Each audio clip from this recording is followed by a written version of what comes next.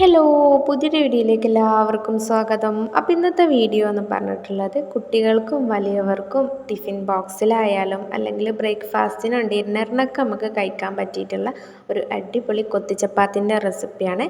ഈ ഒരു കൊത്തി ചപ്പാത്തി നമുക്ക് പെട്ടെന്ന് ഉണ്ടാക്കിയെടുക്കാനും പറ്റും. എന്നാൽ നല്ല ടേസ്റ്റാണ്. ചപ്പാത്തിയൊക്കെ വീട്ടിലുണ്ടാക്കുന്ന സമയത്ത് രണ്ടോ മൂന്നോ ചപ്പാത്തി വെച്ചിട്ട് ബാക്കി വരുന്ന ചപ്പാത്തി വെച്ചിട്ട് നമുക്ക് ഉണ്ടാക്കിയെടുക്കാവുന്നതേ ഉള്ളൂ. എന്നും ചപ്പാത്തി തിന്നും അടുത്തവരൊക്കെ ആണെന്നുണ്ടെങ്കിൽ ഇതുപോലെ ഒന്ന് ഉണ്ടാക്കി നോക്കിയാൽ എന്തായാലും ഇഷ്ടമാവും കേട്ടോ. അപ്പോൾ ഈ ഒരു കൊത്തി ചപ്പാത്തി എങ്ങനെ ഉണ്ടാക്കിയെടുക്കുന്നത് നോക്കാം. വീഡിയോ ഫുള്ളായിട്ട് കാണുക. ഇഷ്ടപ്പെടാമെന്നുണ്ടെങ്കിൽ ലൈക്ക് ചെയ്യുക. ഉണ്ടാക്കി നോക്കിയിട്ട് ഫീഡ്ബാക്കൊക്കെ ഒന്ന് അറിയിക്കുക കേട്ടോ. അപ്പോൾ അതെങ്ങനെ ഉണ്ടാക്കിയെടുക്കുന്നത് നോക്കാം. അതിന് വേണ്ടിയിട്ട് ആദ്യം തന്നെ നമുക്ക് ചപ്പാത്തി ആവശ്യമായിട്ടുണ്ട്. അപ്പോൾ ഈ ഒരു ചപ്പാത്തി ഇപ്പോൾ ഞാൻ 4 ചപ്പാത്തിയാണ് എടുത്തിട്ടുള്ളത്. 4 ചപ്പാത്തി ഇതുപോലെ നീളത്തിലൊന്ന് കട്ട് ചെയ്തിട്ടുണ്ട്. ഒന്ന് റോൾ ചെയ്തിട്ട് കത്രിക വെച്ചിട്ടോ കത്തി വെച്ചിട്ടോ ഒന്ന് കട്ട് ചെയ്ത് കൊടുക്കുക. ഇഷ്ടമുള്ള ഷേപ്പിൽ നിങ്ങൾക്ക് കട്ട് ചെയ്തെടുക്കാവുന്നതാണ്. അതവിടെ ഒരു ഭാഗത്ത് മാറ്റി വെച്ചിട്ടുണ്ട്. ഇനി നമുക്കിതിലേക്ക് ആവശ്യമായിട്ടുള്ളത് 2 കോഴിമുട്ടയാണ്. എത്രത്തോളമാണ് നിങ്ങൾ ഉണ്ടാക്കുന്നത് അതിനനുസരിച്ച് ചപ്പാത്തിൻ്റെ അളവ് കൂട്ടിയെടുക്കുക കേട്ടോ. എന്നിട്ട് ഈ ഒരു കോഴിമുട്ടയിലേക്ക് ഉപ്പും കുറച്ച് കുരുമുളക് പൊടിയും കൂടി ഇട്ട് കൊടുത്തിട്ട് നല്ല പോലെ തന്നെ ഒന്ന് ബീറ്റ് ചെയ്ത് മാറ്റി വെക്കുന്നുണ്ട്. ഇനി ഇത് ഈ ഒരു ടൈമിൽ ഇട്ട് കൊടുക്കണം എന്നില്ല, നമ്മൾ കുക്ക് ചെയ്യുന്ന ടൈമിൽ ഇട്ട് കൊടുത്താലും മതി.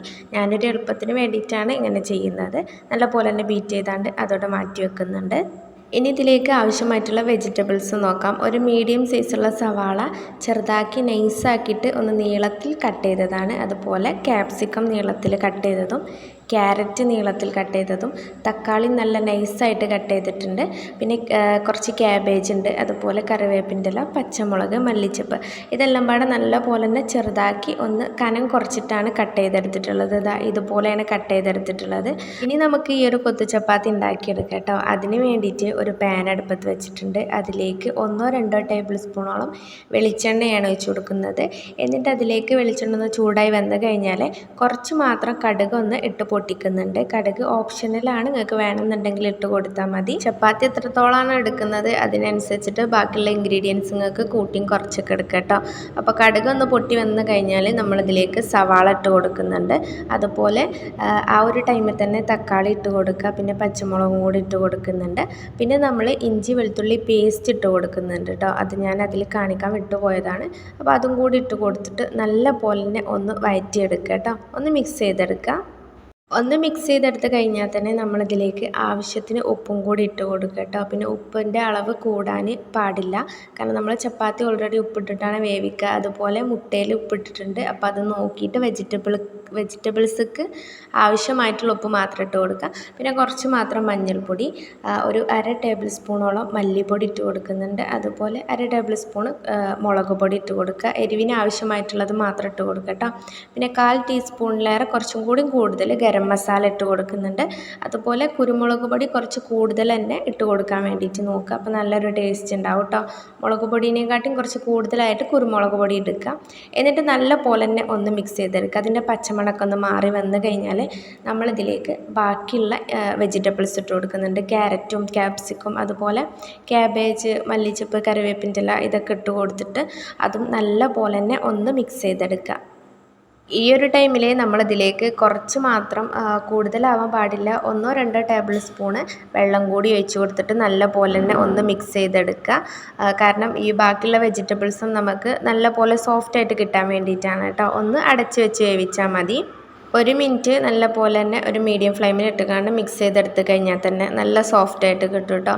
എന്നിട്ട് ഈ വെജിറ്റബിൾസ് എല്ലാം ഒരു ഭാഗത്തേക്ക് മാറ്റിയ ശേഷം നമ്മൾ ഉപ്പും കുരുമുളക് പൊടിയും ഇട്ട് വെച്ചിട്ടുള്ള മുട്ട ഉണ്ടല്ലോ അതൊന്ന് ഇതുപോലെ ഒന്ന് ഒഴിച്ച് കൊടുത്തിട്ട് നല്ല പോലെ തന്നെ ഒന്ന് മിക്സ് ചെയ്തെടുക്കുക.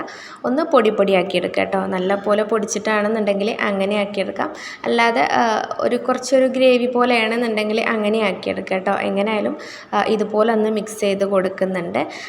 എന്നിട്ട് ഈ ഒരു സംഭവത്തിലേക്ക് വേണമെന്നുണ്ടെങ്കിൽ കെച്ചപ്പ് ഇഷ്ടമാണെന്നുണ്ടെങ്കിൽ കുറച്ചധികം തന്നെ കെച്ചപ്പും കൂടി ഒഴിച്ച് കൊടുക്കുക. അപ്പോൾ നല്ലൊരു ഫ്ലേവറാണ് കേട്ടോ, നല്ലൊരു ടേസ്റ്റാണ്.